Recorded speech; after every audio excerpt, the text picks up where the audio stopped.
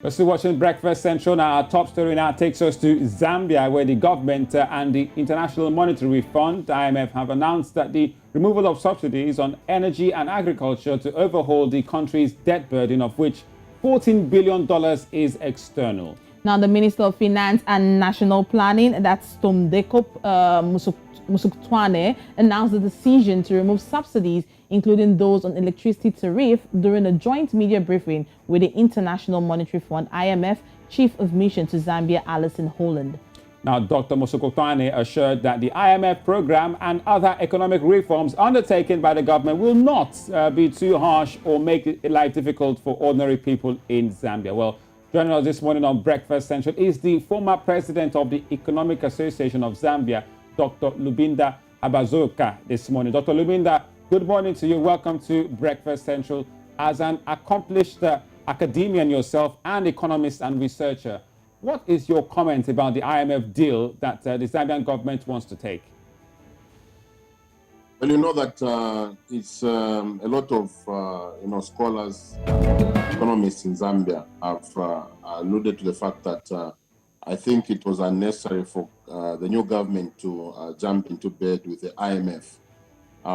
When you look at Zambia's debt, external debt stands at roughly 12.9 billion, although the new government continues saying it's 14 billion, it's 12.9 billion, of which 3 billion is debt to the Chinese, 3 billion is debt to, through Euro bonds, and the rest to other lenders.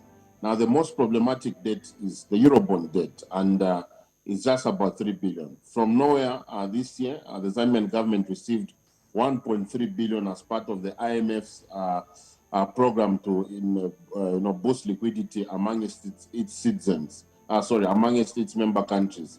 When the IMF met and shared $650 billion among its member countries. I think Nigeria was also one of the recipients. So people are asking, last year, before we knew that, this 1.3 billion was going to be available, Zambian government was looking for between 1.2 to 1.5 billion dollars from the IMF. So this year we got unexpectedly 1.3 billion. This is money that is not supposed to be paid back. It's almost like it's a grant through the special drawing rights. So people are asking the question, then why do we still need $1.4 billion from the IMF? And the reason why they're asking is the conditions that are attached to the IMF programs. Removal of electricity subsidies,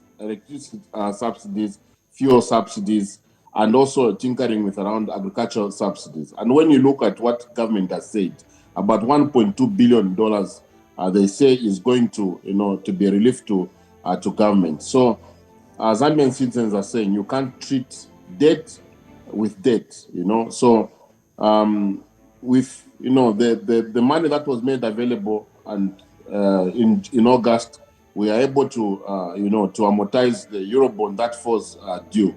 And if we made some adjustments, we can be able to amortize debt that falls in the near future. And, this year's budget, next year's budget, the new government has announced that they are going to employ about 40,000 new civil servants. And if, a government plans to employ 40,000 new people for Zambia, that's a huge cost addition to the government work bill. It means that the resources are there to be able to service debt. So on one hand, the government is saying there's no money. On the other hand, we are incurring expenditure in terms of the wage bill. So this is basically seen as a stance to move our liability from China to the West. And the conditions themselves that come with it, I'm going to punish the citizens of the Republic of Zambia. And history has confirmed that IMF packages have never worked anywhere else in the world. People say maybe in Ghana those things work, but the IMF package. All right, Doctor, now you've said quite a lot, and we understand that this is not the first time agricultural subsidies is being removed in Zambia. Now, in 2013, when the agricultural subsidy was being removed, it led to an increase in the price of maize meal, which is a staple foodstuff in Zambia. Now, Doctor, I don't know if you're still there, because Doctor, we really want to know, is the IMF way the best for Zambia? You've clearly come out to say you don't think it's a good option, but is it the best for Zambia from your understanding addressing the state of the country's economy? And what practical steps or measures do you think can ease the situation? Definitely, an IMF package is not the best for Zambia. You know, what is going to happen now is that when electricity and fuel prices go up, the effect is going to be deadly in a country that is, in the middle of a COVID crisis. Businesses have not been working, and households are struggling, both in the private sector and in the public sector. Salaries have not grown over the last 5 years, and government has not increased salaries for its own employees over the last 5 years. But electricity prices have been going up high. Fuel prices have been going up high, and now when they say cost reflective, you are going to see, an increase in, substantive increase in electricity tariffs and fuel. That is going to trigger the increase in essential commodities, the increase in prices of the maize meal, which is going to undermine government's fight to reduce poverty. Zambia, as you see it, is a mono economy and depends on copper for its foreign exchange inflows. 2 years ago, the copper prices were around, $5,000 per ton, and our mining industry was, producing roughly around 850,000 tons. The situation is still the same. So in today's prices, the mining industry has jumped from about 5 billion annual production to over 8 billion. But nobody's talking about this money.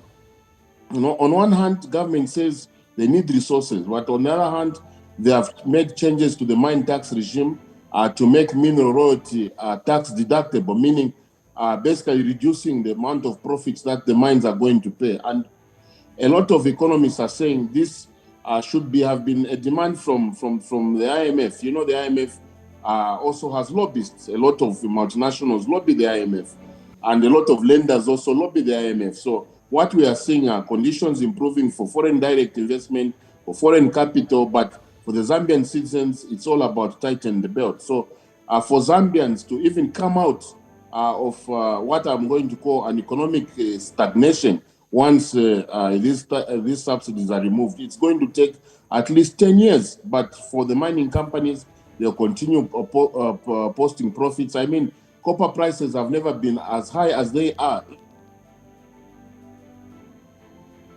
All right, so Dr. Habazooka, we hope we still have you, economist and researcher and academician yourself out there in Zambia. We know that the country clearly has a new administration. Dr. Habazooka, Hakainde Hichilema was sworn in just over 100 days ago. So his new government clearly will be involved in this IMF removal of subsidies. But is Zambia in a desperate state that it requires urgent measures to be taken? Don't forget, this is a country of 18 million plus in terms of population. Definitely, Zambia is not in a stressed position. Yes, we have on one part debt, but we're just talking about $14 billion. I'm sure when people from Nigeria and from other African countries hear that Zambia is running around 14 billion, they're even laughing, because we have people that have more money than the entire foreign debt stock. We have the Dangotes of this world, whose net worth is more than Zambia's external debt. And when you look at Zambia as a country, I think we are running away from the true pictures. What I think the new government should concentrate on, one, is wealth creation. Two, is to see how Zambia can maximize its potential from raw materials. Domestic solutions. We do not need to hate the citizens of the Republic of Zambia in favor of giving, incentives to for foreign investors. Okay. Right. Domestic solutions is what you are recommending. But thank you so much, Dr. Lubinda Habazooka. Thank you so much. You are the former president of the Economic Association of Zambia. We appreciate your time on the program. Thank you very much. Really appreciate it.